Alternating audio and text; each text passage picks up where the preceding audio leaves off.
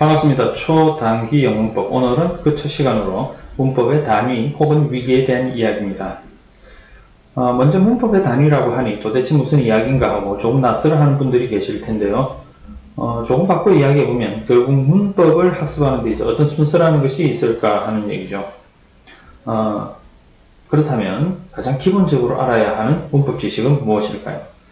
우선 시중에 나와있는 문법 참고서를 보면 그 순서가 조금 일관적이지 않다는 것을 아실 수 있을 텐데요.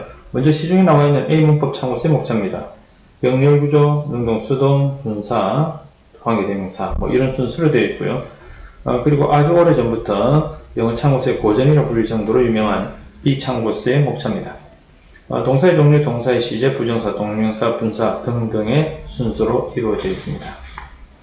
자, 그리고 다음은 EBS에서 나온 C 문법 참고서의 경우입니다. 보면 현재 완료, 수동태, 조동사 등등의 순서로 이루어져 있습니다. 자, 이외에도 어떤 책은 대명사부터 시작하는 책도 있고 문장의 오형식에서 시작하는 책도 있고 어떤 책은 투부정사로부터 시작하는 책도 있습니다.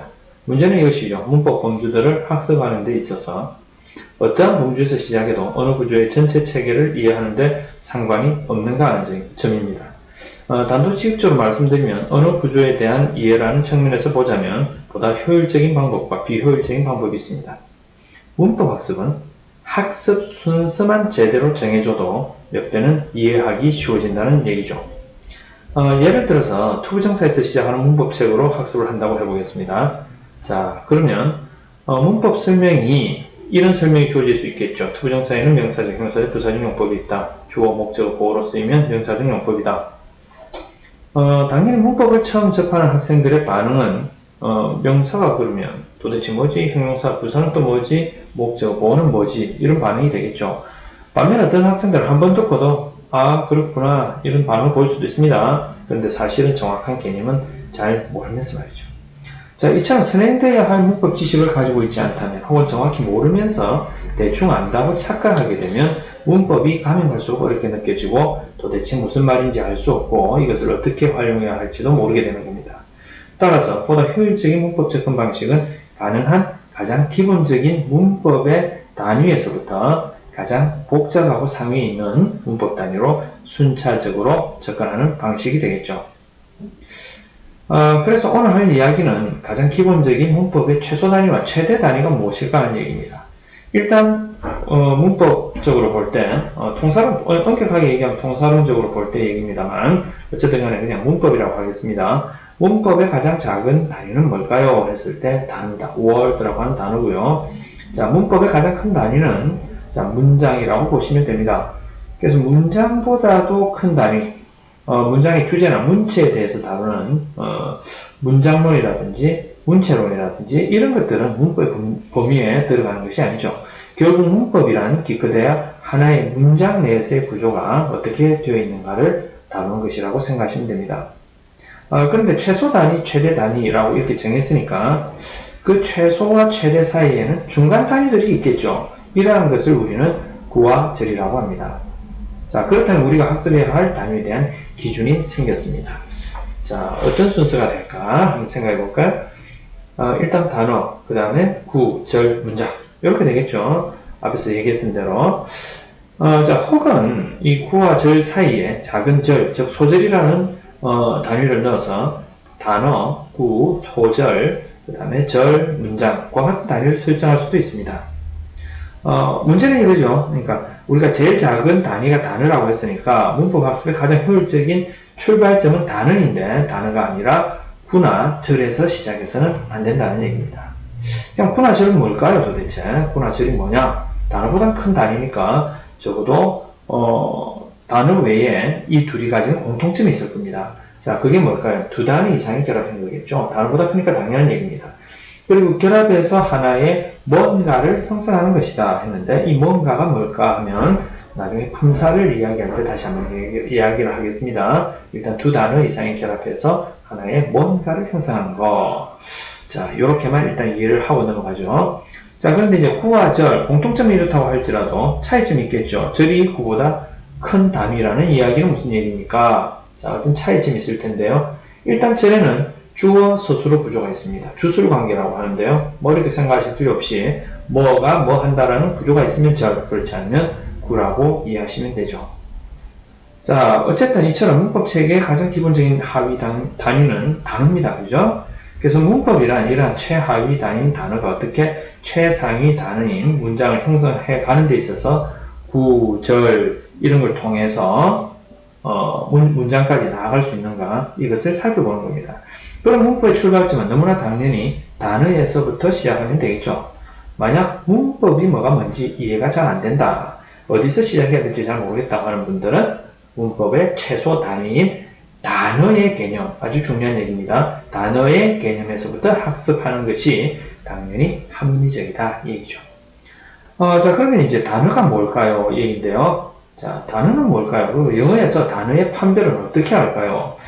자, 다음 문장 한번 볼까요? I go to school 이라는 문장에서 이 문장은 몇 개의 단어로 구성되어 있습니까? 하면 4단어로 구성되어 있습니다. 그걸 어떻게 할 수 있습니까? 간단하죠? 띄어쓰기. 즉, 어조를 기준으로 보면 된다는 얘기죠. 그 당연한 거 아니냐고 하시는 분들이 계시겠지만 당연한 것은 아닙니다. 자, 국어의 경우를 한번 볼까요? 국어의 경우 나는 학교에 간다 했을 때 띄어쓰기 단위로는 3단위로 되어 있습니다만 실제 나는 학교에 간다. 이렇게 5단어로 구성이 되어 있다는 얘기죠. 그래서 국어의 경우 띄어쓰기와 단어가 반드시 일치하는 것은 아니다 이 얘기입니다. 어쨌든 간에 지금 국어 수업을 하는 것은 아니니까 영어 단어에서 영어 문법에서 단어의 구분은 상당히 쉽다는 얘기입니다. 뭘로 구분하면 됩니까? 그냥 띄어쓰기 단위로 구분하면 된다는 얘기죠. 자, 근데 문제는 이러한 단어들의 기능이 모두 다르다는 거죠. 가령 앞에 문장에서 I go to school에서 go 자리에 run을 넣으면 I run to school은 맞는 문장이죠. 근데 run 대신에 I jam to school 하면은 맞는 문장이 아니죠. 자, 이 얘기는 무슨 얘기냐? 자, go와 run은 같은 부류의 단어, 다시 말해서 동사라는 같은 부류의 단어라는 얘기고, 자, go와 j는 다른 부류의 단어라는 얘기입니다. 자, 그래서 단어들을 그 기능에 따라서 분류를 해둘 필요가 생기겠습니다. 자, 그래서 이렇게 해서 단어들을 분류해보니 그 기능에 따라서 대략 8가지 정도의 분류가 이루어지더라는 것을 알 수 있는데요. 이러한 8가지의 분류를 품사라고 하는 거죠. 자, 그래서 8품사, 그 8가지 품사 뭔지 한번 들어보셨나요? 일단 먼저 한번 나열을 해보겠습니다. 첫 번째 명사, 동사, 형용사, 부사, 감탄사, 대명사, 접속사, 전치사 이렇게 8가지가 됩니다. 이거 외워둬야 하나요? 하고 묻는 학생들이 있는데 기본이니까 당연히 외워두고 구분할 수 있어야 합니다. 물론 쉽게 외우는 법을 알려드릴 테니 너무 걱정하지는 마십시오. 자, 8품사를 어떻게 기억할까요? 하면 자, 명동에서 형부감을 구했더니 그야말로 대접전이 벌어졌다. 명동 알죠? 서울의 명동거리에서 언니남 평감 형부감을 구했더니 그야말로 서로 형부가 되겠다고 대접전이 벌어졌다 이 얘기죠.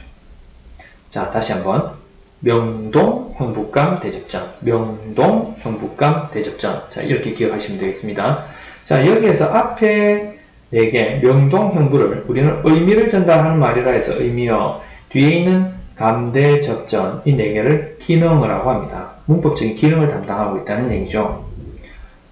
그리고 이 의미어는 개방어라고 이야기하기도 하고 반면에 이제 이 기능어인 감대 접전은 폐쇄어라고 이야기하기도 합니다.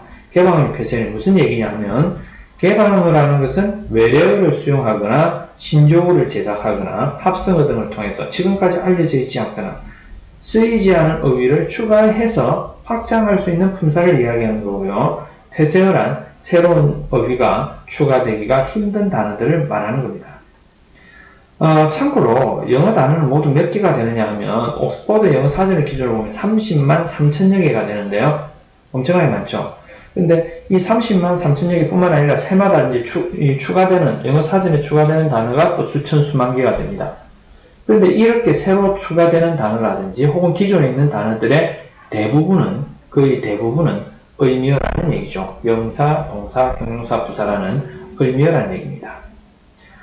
다시 말해서 앞에 나온 감대접전 이런 기능어들은 감탄사, 대명사, 접속사, 전치사라는 이러한 식구들은 새로 식구가 불어나기도 힘들고 새 어휘가 생긴다 하더라도 기능어일 가능성은 거의 없다라고 보시면 됩니다. 자, 일단 오늘 수업은 이러한 의미어, 앞에 나온 의미어, 명사, 동사, 형용사, 부사에 대한 수업부터 시작할 텐데요. 이러한 팔품사 중에서 그러면 가장 먼저 생긴 단어는 무엇이었을까요? 오늘 우리가 명사부터 시작한댔으니까 명사였을까요? 하면 그건 아니고요. 루소가 말하듯이 최초의 단어는 정념, 감탄. 정념이라면 감정이죠. 감정, 감탄을 표현하는 말 뭐였겠습니까? 그 이름에서 추론할 수 있듯이 당연히 감탄사겠죠. 루소가 언어의 기본에서 한 이야기입니다. 그래서 최초의 인간의 의사 전달은 와우, 오와 같은 감탄이나 감정을 나타낸 말로 이루어졌을 거라고 추론할 수 있습니다. 자, 그러나 이러한 감탄사는 당연히 의사소통에 있어 많은 제한이 있을 수밖에 없죠. 가령 늑대가 나타나도 와우, 올빼미가 나타나도 와우 라고 이야기한다면 이는 아직 어떤 의미를 가진 언어로서의 기능은 제대로 발휘하고 있지 못하다 이렇게 이야기할 수 있는 것이죠. 자, 그래서 인간들은 사물들에게 이름을 붙임으로써 어떤 하나의 의미를 만들게 됩니다. 내가 너에게 너의 이름을 불러주기 전까지 너는 하나의 몸짓에 지나지 않았다. 그 시 아시죠? 그러니까 이름을 불러줘야만 구체적인 어떤 사물에 대한 의미가 생기는 것이죠. 그래서 사물에 붙인 이름, 말 그대로 이름 명자를 써서 명사라고 하는 건데요. 가령 이제 예전에는 와우라고 얘기하던 걸 갖다가 우 하고 오니까 저 녀석은 울프. 자, 그리고 저 녀석은 아울 하고 오니까 아우리, 호호 하고 오니까 홀스 이런 식으로 의성어에서부터 비롯된 이름을 하나씩 붙여주는 겁니다. 자, 그 외에도 우리 집에서 매일 훌쩍이는 첫째 아들 놈은 흑흑이, 찔찔 짜는 녀석은 찔찔이, 올리브 나무 밑에서 났으니까 올리브, 덩치가 아담하니까 아담이, 이거 농담이고요. 자, 하여튼 이런 식으로 개별적인 사물에게 특별한 이름을 붙였을 겁니다. 개별 사물에게. 그래서 이렇게 개별 사물에게 붙이는 이름을 고유명사라고 하겠죠.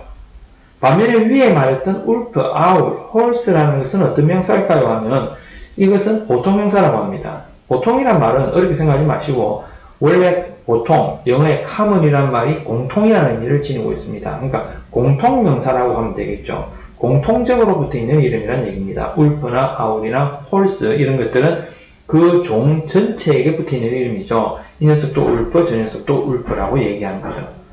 자, 이처럼 그 형태가 정해져 있는 것에도 이름을 붙일 수 있지만 형태가 특별하게 정해져 있지 않은 대상들, 가령 물이나 공기나 불이나 이런 것들도 이름을 붙일 수가 있죠. 물질 명사. 자, 이렇게 얘기합니다. 물, 불, 공기 이런 거요. 자, 심지어 이렇게 형태가 정해져 있지 않을 뿐만 아니라 형태 자체가 아예 없는 거. 자, 혹은 이제 만질 수도 없고 아예 생각조차 볼 수도 없는 이러한 것들, 모든 상들을 다 빼버렸대서 잡아당긴다는 얘기죠. 추라는 것은. 그래서 형태를, 상을 다 잡아당겨버려서 볼 수도 없고 만질 수 없는 어떤 그런 명사, 추상명사라고 부릅니다. 사랑이나 슬픔이나 아름다움 같은 거죠. 이런 것들도 다 명사인 거죠. 이런 걸 갖다가 이제 구분해서 기억을 해둬야 합니까? 하면 꼭 구분해서 기억할 필요는 없다 하더라도 적어도 어떠한 것이 명사라는 것은 알아두셔야 됩니다. 세상의 모든 사물들이 그것이 만질 수 있든 어떤 간에 이름을 가짐으로 당연히 가장 많은 구성원을 가지고 있는 가장 기본적인 단어는 이 명사가 되겠죠. 자, 그런데 이처럼 감탄사로부터 명사가 발생했지만 그로 인해서 의사소통의 난점이 완전히 해결되지는 않습니다. 가령 울프라는 말은 늑대가 나타났다는 의미가 될 수도 있고 늑대가 도망간다는 의미가 될 수도 있고 늑대가 없다, 늑대가 태어났다는 의미가 될 수도 있겠죠. 명사만으로는 하나의 사태나 사건을 서술할 수는 없으니까 사물의 동작이나 상태를 서술하는 말, 서술이 무슨 얘기입니까? 이다, 한다, 서술하는 말, 이걸 동사라 하는 거죠. 그래서 동사가 이제 탄생을 하게 되는 겁니다. 자, 동사가 있게 되면 이제 wolf comes, 늑대가 왔다 라고 표현할 수 있겠죠. 자, 이렇게 이제 동사를 씀으로써 이제 더 이상은 사물이 아니라 하나의 사건이나 사태를 묘사할 수 있게 되고 비로소 최소한의 어떤 문장의 형태를 갖추게 되는 겁니다. 자, 그런데 명사와 동사의 결합을 통해서 기본적인 사태를 설명한다 할지라도 여전히 좀 더 정교한 의사소통을 위해서는 다른 품사들이 또 요구가 됩니다. 가령 wolf comes라는 말만으로는 그 늑대가 어떠한 늑대인지, 즉 우리의 양을 물어갈 수 있을 정도로 위협적인 아주 큰 늑대인지 아니면 길이는 새끼 늑대인지 병든 늑대인지 알 수가 없죠. 명사 그 자체만으로는 너무나도 추상적입니다. 그래서 이러한 명사의 추상성을 극복하기 위해서 명사의 상태를 설명하는 말, 이게 만들어지겠죠. 그러면 이제 명사가 보다 구체화되어서 이렇게 설명이 되는 겁니다. 자, 그리고 또 하나 중요한 얘기가 나왔는데요. 형용사와 이걸 형용사랍니다. 그죠? 근데 이 형용사와 명사가 결합되게 되면 명사구라는 것이 만들어집니다. 자, 잘 기억해 두세요. 형용사와 명사가 결합되게 되면 이것은 명사를 수식하고 확장한 거죠. 그래서 명사구라고 합니다. 당연히 그렇겠죠. 자, 그러면 구라는 말이 나왔는데 앞에 우리 구에 관한 정의에 대해서 설명했던 거 기억나십니까? 두 단어 이상이 결합하여 하나의 뭔가를 형성하는 것이라 했는데 그 뭔가가 뭔지 아시겠죠? 품사입니다. 그렇죠? 두 단어 이상이 결합해서 하나의 품사를 형성하는 것을 구라고 이야기하는 겁니다. 만약에 그 형성하는 구가 명사구가 되면 우리는 명사가 되면 명사 역할을 하게 되면 명사구라 하는 거고요. 자, 그 두 단어가 형용사의 역할을 하게 되면 형용사구, 부사의 역할을 하게 되면 부사구라고 이야기하는 거죠. 동사의 역할을 하게 되면 당연히 동사구라고 하게 되는 거고요. 자, 그래서 보면 large wolf라고 하면 큰 늑대라고 하면 이걸 이제 우리가 가장 기본적인 형용사의 한정적 기능이라 하는데요. 자, 한정적으로 명사 앞에 쓰이게 되면 큰이라고 앞에 쓰이게 되면 그 명사와 결합해서 하나의 명사구를 만든다는 얘기죠. 그럼 뭐 다른 기능도 또 있습니까 하면 물론 다른 기능도 있습니다. 왜냐하면 형용사는 동사와 결합하게 되면 동사처럼 사태를 서술할 수도 있거든요. 가령 wolf is large라고 하면 물론 동사는 is라는 동사입니다만 wolf is large, 늑대는 크다 이렇게 해석을 안 하죠. 늑대는 크다라고 해석하죠. 크다라고 해석되는 부분은 is large까지입니다. 그죠? 그래서 이처럼 동사와 결합해서 하나의 전체적인 서술어 기능을 한다 해서 자, 우리는 이것을 서술적 기능, 형용사의 서술적 기능 이렇게 이야기를 하는 겁니다. 자, 그러면 이제 이렇게 명사의 확장 요소인 형용사가 탄생함으로써 꽤나 정교한 의사소통이 가능하게 됐겠지만 이번에는 그러면 뭐를 수식해 줄 필요가 있겠습니까? 동사, 남아있는 나머지 녀석, 동사를 수식해서 확장하는 요소를 만들어 낼 필요가 있겠죠. 그래서 이러한 요소를 만들어냄으로써 언어는 최종적으로 더욱 세밀하고 정교해지게 됩니다. 그걸 우리는 이제 뭐라고 하냐면 부사라고 하는 거죠. 그래서 동사를 수식해주고 동사의 추상성을 극복해준다. 자, 그리고 동사와 부사가 결합되면 동사가 어떤 전체 구의 핵이기 때문에 동사구라는 것이 만들어집니다. 잘 기억해 두세요. 자, 형용사와 명사가 결합되면 명사구라 했죠. 동사와 부사가 결합되면 동사구가 형성이 되는 겁니다. 자, 그래서 이것을 이제 우리가 부사라고 하는 건데요. 자, wolf runs fast 할 때 fast. 빠르게죠. 빠르게 뜻이. 자, 빠르이라는 뜻도 있습니다만, 이 문장에서는 빠르게로 쓰였습니다. 그죠? 빠르게 늑대 말 안 되는 거 아시겠죠? 자, 빠르게란 말은 빠르게 달린다. 동사를 꾸며주고 있죠. 그래서 이런 것들을 부사라고 이야기하는 겁니다. 자, 그런데 이제 하나 더 여러분들 주의하실 게 뭐냐면, 부사는 동사뿐만 아니라, 동사만 꾸며주면 될 텐데, 참 골치 아프게도 형용사, 부사, 문장 전체도 수식한다는 얘기죠. 왜 동사만 꾸며주지 않고 왜 이런 쓸데없는 기능까지 갖고 있느냐 하면, 쓸데없는 기능이 아닙니다. 여러분들의 편의를 위해서 그러는 겁니다. 무슨 얘기인가 하니까, 만약에 이제 형용사를 꾸며주는 어떤 그러한 또 품사를 만들게 되면 그걸 형용사 수식사라고 뭐 이름을 임시적으로 한번 붙여봅시다. 그럼 형용사 수식사라는 게 만들어져야 되고 또 형용사 수식사를 또 꾸며주는 말이 수식해주는 말이 또 만들어져야 되겠죠. 그럼 형용사 수식사 형용사 수식사 이런 식으로 한도 끝도 없이 많은 품사들이 만들어져야 됩니다. 자, 그래서 명사를 수식해주는 것은 형용사지만 그 외에 나머지 의미어들 해봤자 4개밖에 없죠. 나머지 의미어 뭐가 있습니까? 동형부. 자, 동형부. 거기다가 문장 전체까지 수식해주는 역할을 하는 것은 부사다. 이렇게 이해를 하시면 됩니다. 자, 그럼 여기까지가 이제 기본적으로 부사의 탄생에 대한 이야기가 될 텐데요.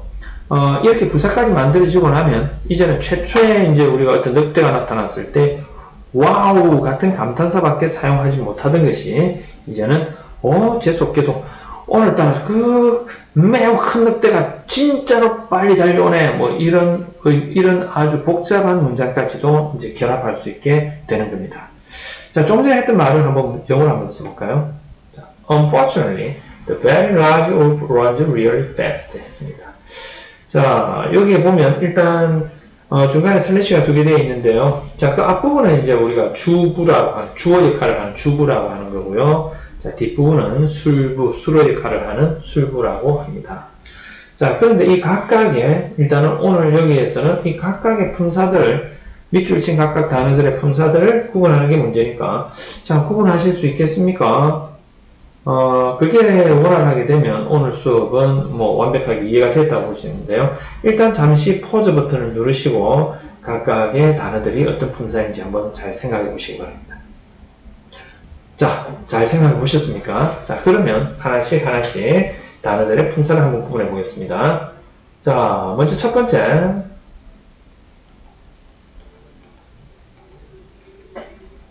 자, 먼저 첫 번째. 자, wolf는 뭘까요? 하면은 늑대죠. 명사입니다. 그죠? 자, 그 다음에 runs. 자, 달린다는 동사. 여기까지 쉽게 따라오실 수 있겠죠. 자, 그리고 large. 큰은 뭡니까? 하면 형용사. 명사, 뭐, wolf를 꾸며주는 거니까 여기까지는 앞에 다 설명했던 내용입니다. 자, fast.